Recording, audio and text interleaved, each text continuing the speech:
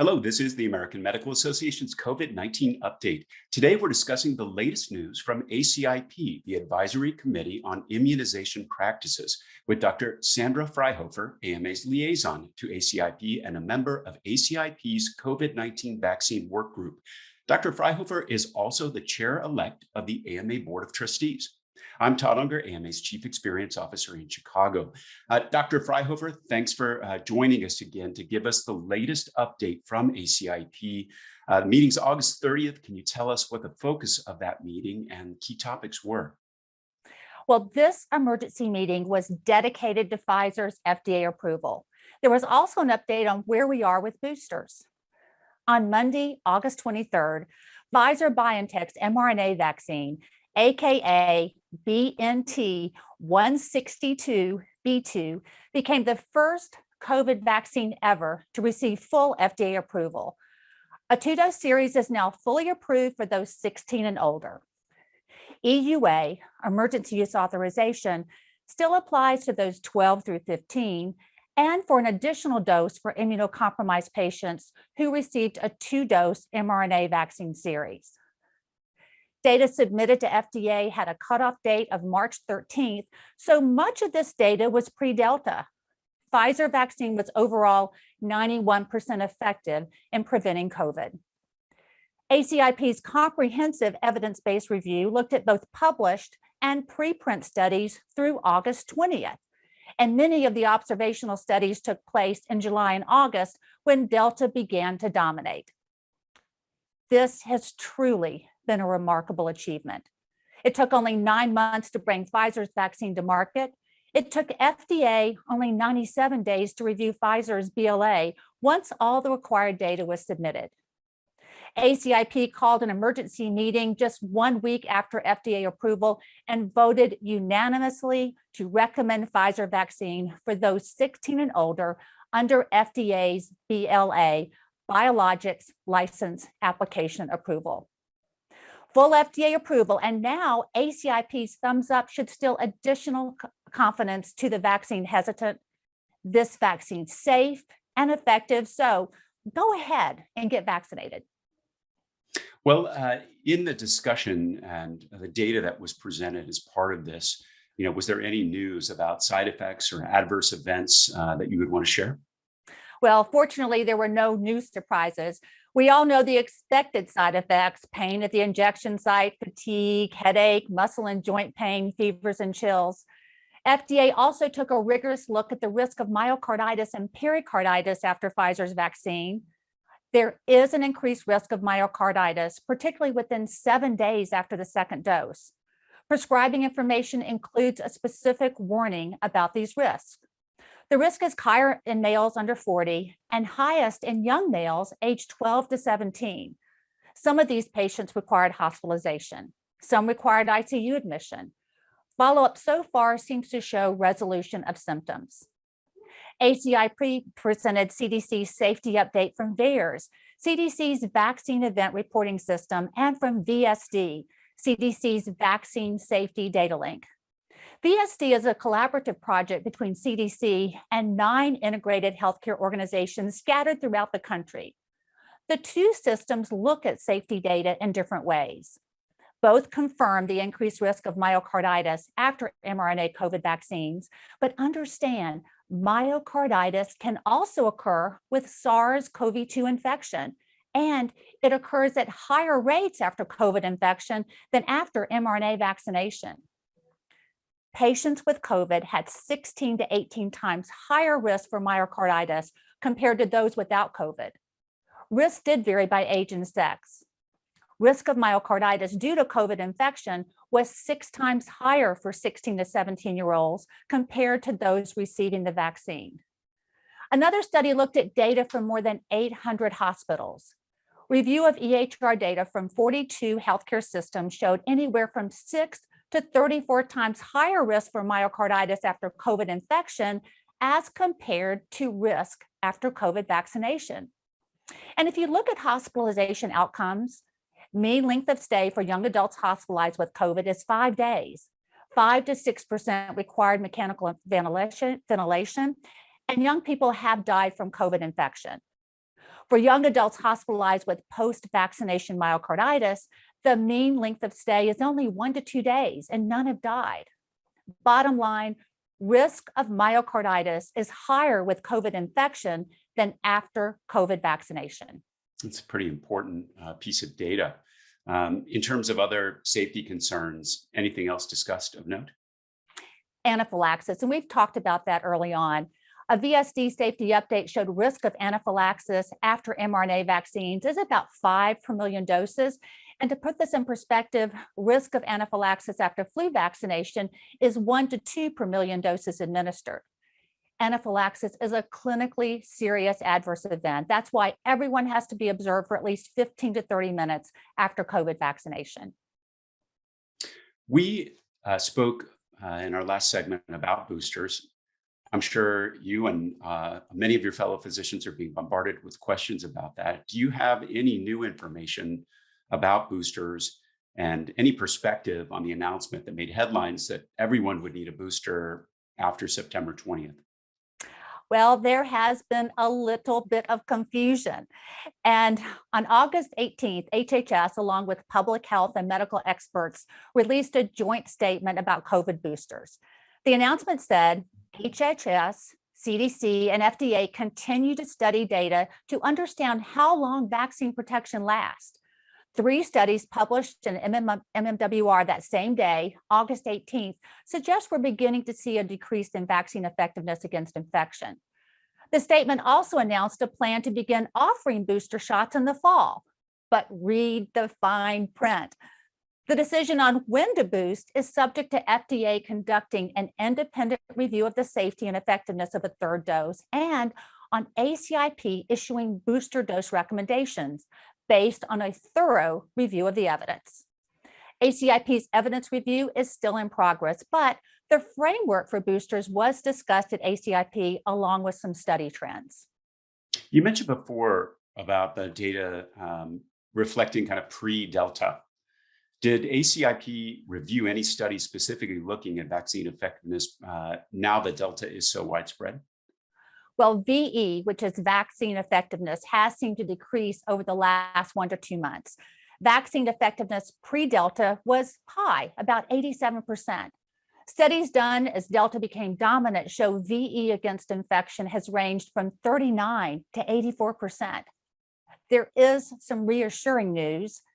Even with Delta, all vaccines remain effective in preventing hospitalization and severe disease, but they might be less effective in preventing infection or milder symptomatic illness. Hospitalization rates in unvaccinated adults are 16 times higher than in those who've been vaccinated.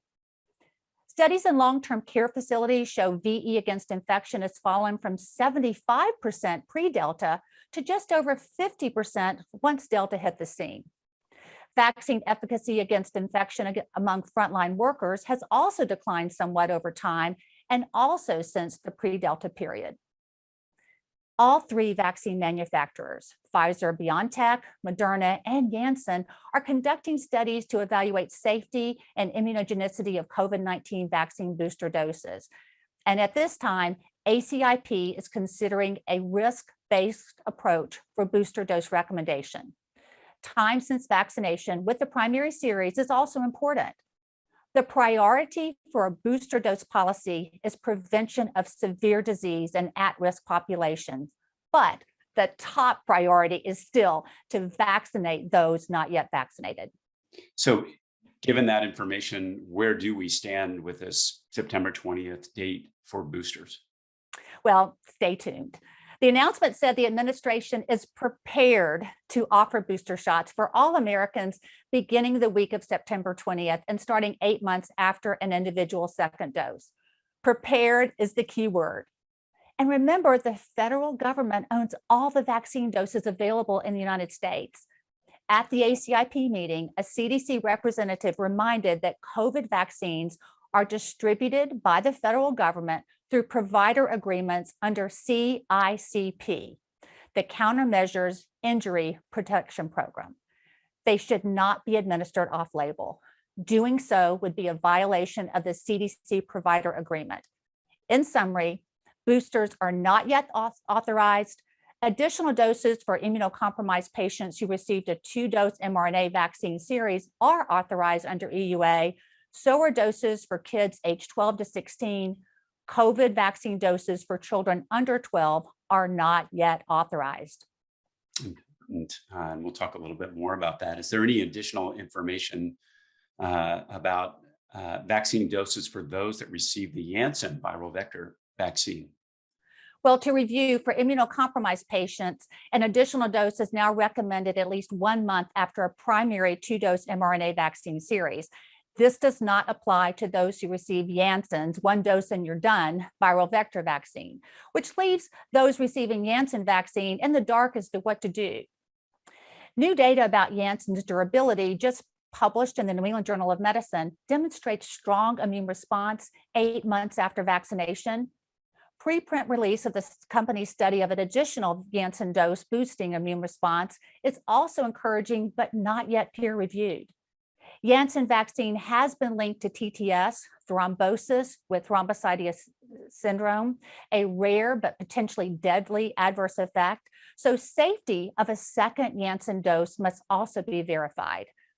Now, how these new studies will affect recommendations for immunocompromised adults who received Janssen's vaccine is still not clear. That said, since Janssen vaccine was authorized much later, the number of immunocompromised patients who may have received it is probably small. I look forward to ACIP review of these studies and their possible impact on future recommendations. Dr. Fryhofer, I want to go back to something you mentioned, because I think it's worth talking more about, which is about that 5 to 11 age group where, of course, heading back to school, it's on a lot of people's minds right now. Now that the Pfizer vaccine is fully licensed, can doctors go off label and give it to younger children in the 5 to 11 age group? And if not, why? What's the data? Well, I know it's tempting, but no, you should not. Remember, the federal government doesn't want you to do that. And AAP, the American Academy of Pediatrics, says, please don't. AAP says, don't go off label and give it to younger children, those under 12. The dose for 12 to 16-year-olds is the same as the dose for adults. Younger children, those under 12, will likely need a kiddie dose. So hold off on vaccinating children under 12 for now. Those safety studies are still in progress. The company has not yet submitted their data for FDA review. Those study results should be available soon. News reports say Pfizer expects to apply for EUA for 5 to 11-year-olds by the end of September, and data for children 2 to 5 should be available shortly after. The bottom line, don't give vaccine off-label to younger kids, those under 12. The dose may be different for younger children, but all age-eligible adolescents should be vaccinated now. As of August 19th, there were 180,000 new COVID cases in children and adolescents. So that is strong advice and does not change. But given the full FDA approval, what are the things that will change now that the Pfizer vaccine has that? Well, since all doses distributed in the US are still owned by the federal government, you can't buy them from a company like we do other vaccines. They're still free, or rather, they've already been paid for with our tax dollars. Vaccine hesitant patients concerned about safety because the vaccine wasn't fully approved don't have that excuse anymore. So it's time for them to roll up their sleeves and get vaccinated. Some are, hopefully more will, and will continue to do so. A new CDC report looking at data out of LA County strengthens why they should get vaccinated now. The study says vaccinated people are 29 times less likely to be hospitalized and 5 times less likely to be infected. We can also expect to see more companies making vaccination mandatory, and we are. United Airlines now requires vaccinations for all its employees. Delta Airlines stopped short of a vaccine mandate, but the airline is now making unvaccinated employees pay a $200 per month health insurance surcharge. And now that the vaccine's fully licensed, the company can start to advertise it, but don't look for the name BNT 162b2. Pfizer's vaccine now has 2 new names. The generic name is Tuzina Moran. The brand name is Comirnaty. I'm not sure which of those is the catchiest. But on that topic, how do they come up with those names?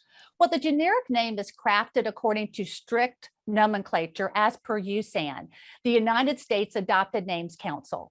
The drug company gets to decide on the first part, Tuzina. The last part, Moran, applies to all mRNA vaccines. The co and the brand name Comirnaty is for COVID. Myrna is for mRNA. The brand name Comirnaty sort of sounds like a cross between community and immunity, and that's no coincidence. FDA doesn't allow brand names until drugs are fully approved. Moderna's mRNA vaccine and Janssen's viral vector vaccines are still under EUA for those 18 and older.